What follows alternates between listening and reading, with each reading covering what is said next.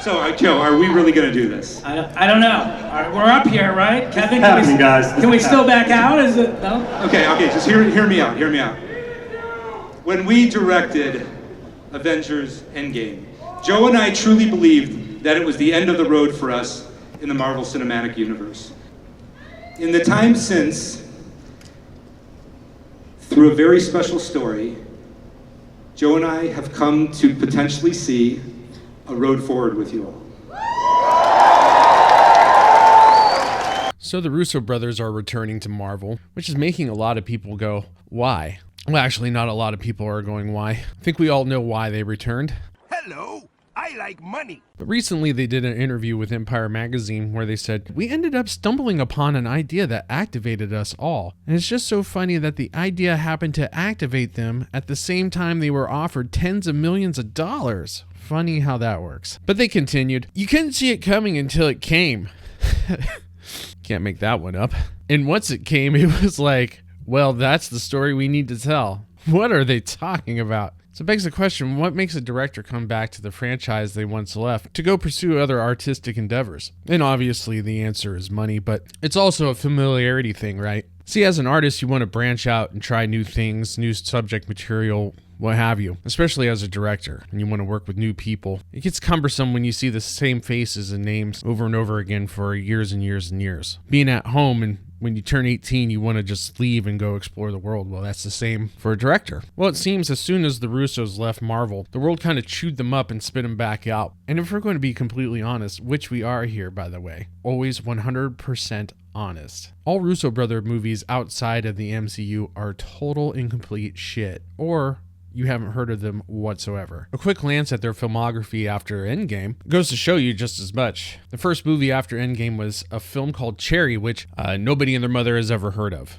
It was on Apple TV, and Apple was even shocked to find out that Cherry was on Apple TV. That's how much people have heard about this movie. It stars Tom Holland, of Spider-Man fame, Michael Gandolfini, Tony Soprano's real-life son. Well, it's directed by the Russo brothers. You'd think that they would have a bigger reception for this film, but all in all, I haven't even heard of this movie. And for a film that stars Tom Holland and directed by Joe and Anthony Russo, only 39,000 people have rated it. And that's pretty low for the names that are attached to this movie. And then the movie after that was The Gray Man, which was a disaster, in my opinion. One of the worst action movies I've seen in a while. The Gray Man was written by the same writing team as all Avengers movies that was post Captain America Winter Soldier. It had this writing team that was attached to The Gray Man. And it was directed by the Russo brothers, and it starred Ryan Gosling, Chris Evans, and Ana de Armas. A fantastic cast. But the problem was that it was insanely over budget for exactly what it was, which there wasn't much there.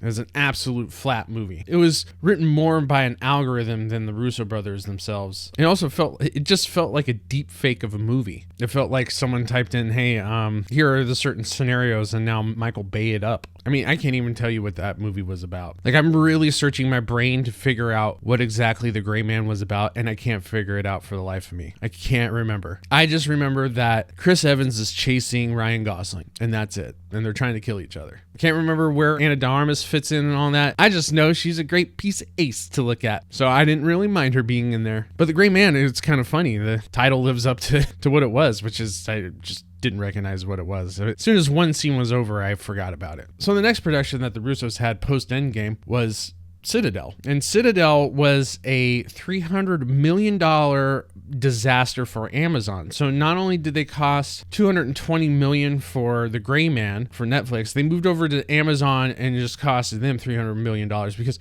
nobody watched that show either. And those who did watch it, I don't think they lasted 2 episodes. I watched an episode and a half of Citadel before I gave up, and I don't know anybody who lasted more than 2 before they gave up. Hey, drop a comment if you actually made it to the end of Citadel, and bonus points, let me know if you liked it, because if you did, we can all take turns making fun of you for not having any taste. And Cherry's budget was $40 million. Actually pretty cheap for the names attached. It is a cheap budget. So all in all, post-Endgame, when you factor in a marketing budget, the Russo brothers have probably costed the studios close to $1 billion. So not only are they coming back to the MCU because it's something familiar and the money is there, they're also coming back to the MCU because they see the writing on the wall.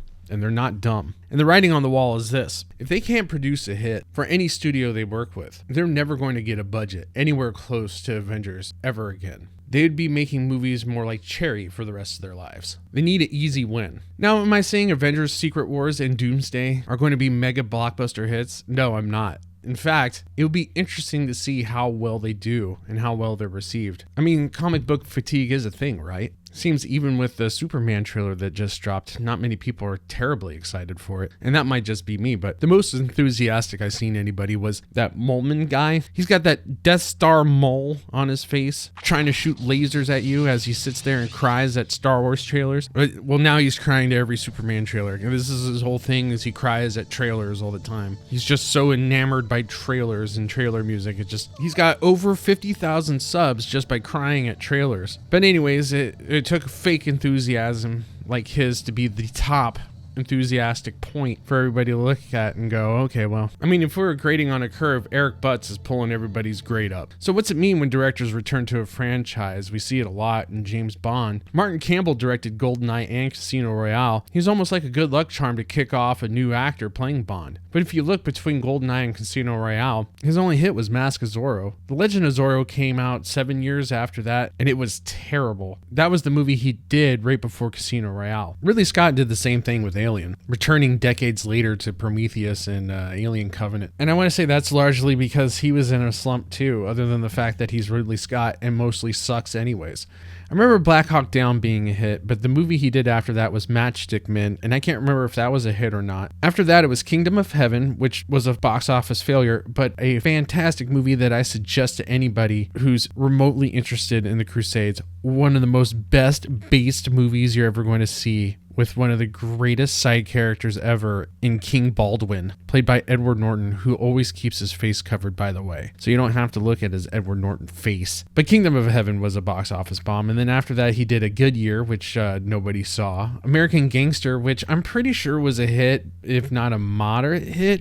I can't remember. Body of Lies, Robin Hood, then he hit up Prometheus. So I think he was looking for that hit. And Prometheus was the hit. There's something he needed for his resume to keep going. The same can't be said for Alien Covenant, though, because right before that, he did The Martian. So it seems like he was just having a good time with Covenant, which no one has ever said in their entire lives. No one has ever sat there and said, I'm having a good time with Alien Covenant, other than Ridley Scott. Most of the time when directors are coming back to franchises that they're used to and they understand and they enjoy, it's sort of like the prodigal son returning. They come back to the familiar and they're greeted with open arms, and they enjoy that, and they enjoy the fact that they understand every aspect that is going on inside and out of this story. It's not so scary in the cold world of indie filmmaking or an IP that barely anybody's ever heard of or is excited about. You know, they could come back to something and get that boost in the resume. Plus, there's that other thing that gets thrown at them.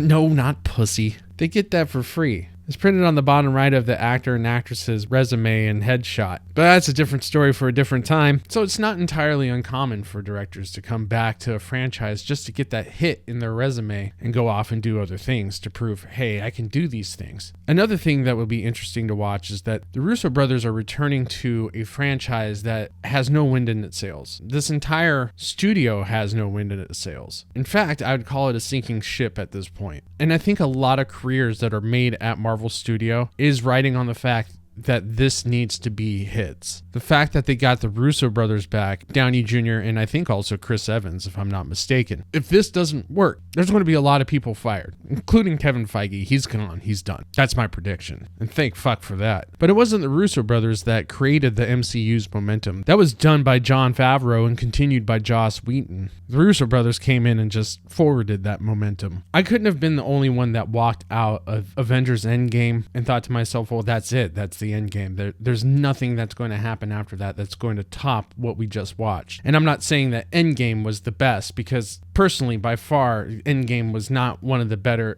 MCU movies. In fact, I think it was probably the worst Avengers movie. I think a lot of people just want Endgame to be better than it is, and it really isn't that fucking good. In fact, I think if you think Endgame was one of the better movies of the MCU, you need to go get your head checked out for CTE. You got some major brain problems going on there, bud. But anyways, walking out of the theater and going, that's it. It's game over for MCU. Where do they go from there? It proved to be a question that Marvel didn't have an answer to. That's obvious. And you would think that they had some kind of game plan ready and situated for the event that everybody was working up towards. The only movie that was semi-decent was Spider-Man No Way Home, and that was just pure nostalgia factor. Which, once that wears off, you realize just how much of a shit movie that is. Ooh, I saw Tobey Maguire in the Spider-Man costume. It was a great movie. No, it wasn't. You know it wasn't that good of a movie, but it is the best Marvel movie of, let's say, the last 4 years. That's for sure. I'll give it that. So it's clear that Disney and Marvel are pretty desperate for a hit. They didn't really have a movie that came out last year other than Deadpool and Wolverine, right? So it was a pretty slow 2024. The MCU's back in 2025, baby. And it starts off with Blacked in America, which a total of 2 people are looking forward to.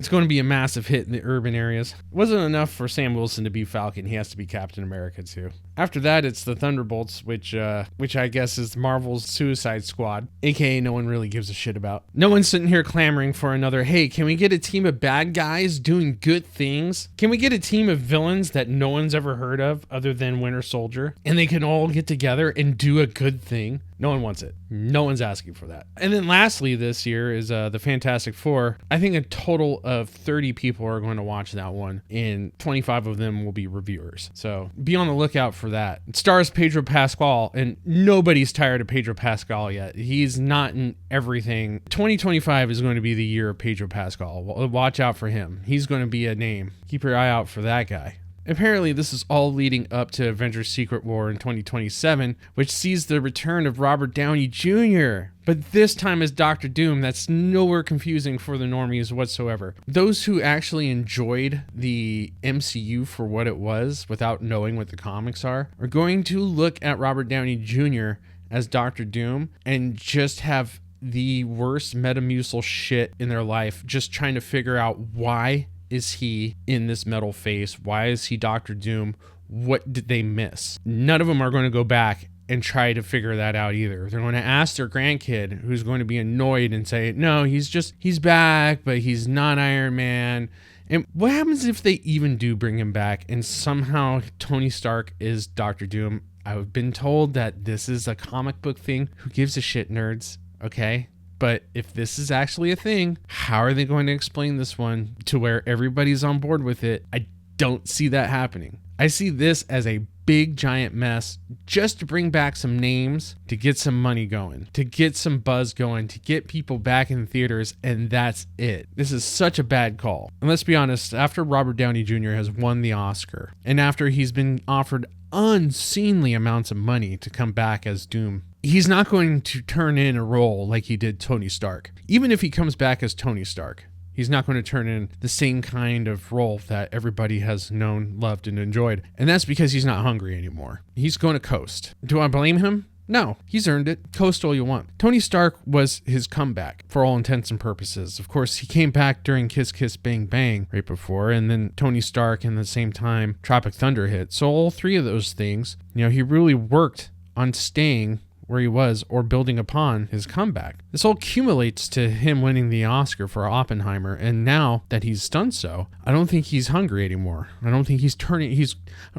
to turn in a role that isn't semi-lazy. But anyways, Empire is calling this the A-Team, which is starting to look like the only team. The Russo brothers also said there were ideas that we were trying to wrap our heads around that preceded this one, and we just never found the story. I remember calling our screenwriting partner, Stephen McFreely, and said, hey, crazy idea. What do you think if we all get back together and do Secret Wars? And apparently Steve McFreely here was the only one who wasn't smoking crack, because he said, fuck no, absolutely not, and hung up the phone on him. But then the next morning, Steven woke up to a pallet of cash that somehow parachuted itself on his front lawn, and he went, okay, I'm in. I have an idea. And the big idea being A lot of money is entering their accounts all at once. And to be honest with you, I'm not blaming them whatsoever. If you had a pallet of cash that landed on your doorstep while you're down in the dumps and looking for a hit, of course you're going to take it. And you get one of the biggest names of that studio to come back but play somebody different. It might be an interesting concept to play with, but at the same time,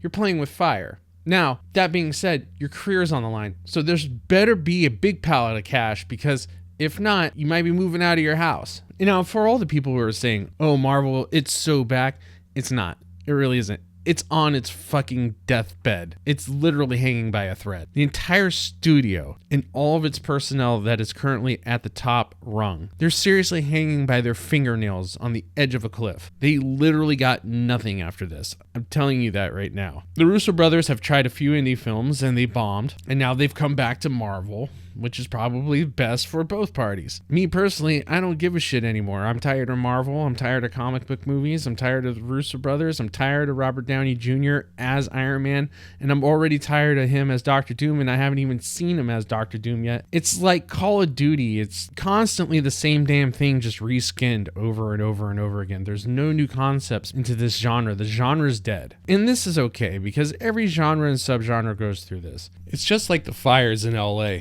Every subgenre burns itself to the ground, and then the foothills of cinema has mudslides that washes all the shit away, and the cycle begins anew. What's going to be put in comic book movies' place is strip malls filled with video game adaptations. So you have that to look forward to for the next 5 to 10 years. Comic book movies' time is just about done.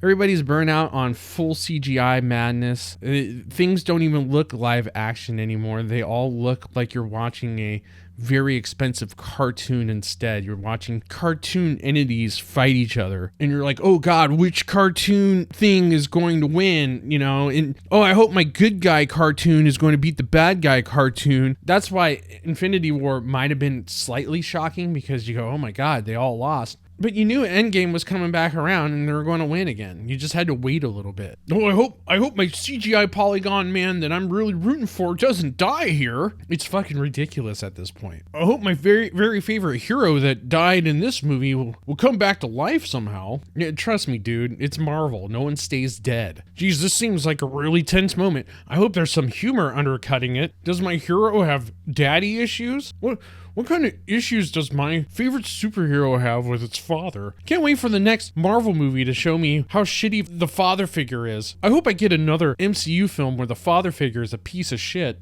I haven't seen that since the last MCU movie. I hope these CGI characters have banter with each other. I love CGI characters that banter with each other as they fight other CGI characters. The banter is what I go for, man. So yeah, even though there is zero chance this reunion came out of a good story whatsoever, the fact that the Russo's back with Robert Downey Jr. might not actually be a bad thing. But more than likely, it's going to be a mid-level story that's actually slightly confusing, if not fully confusing for a lot of people. Is it going to do terrible at the box office? Probably not. Is it going to make a lot of money, but then a lot of people are going to be left unsatisfied? That's most likely the case. You're most likely going to see a lot of people come out of the movie theater and get online and say how crap it is, but it's going to do well at the box office. So we'll see. We'll see what the word of mouth is. I'm pretty sure it's not going to be good whatsoever. But what do you think? You think Russo brothers are going to save the Avengers and overall Marvel, the MCU? Let me know in the comments below. Do yourself a favor, smash the like button, hit subscribe, and turn on the notification bell for more of my award-winning personality to fix your day. Not that I care about it or anything, but I got you. I'm out of here.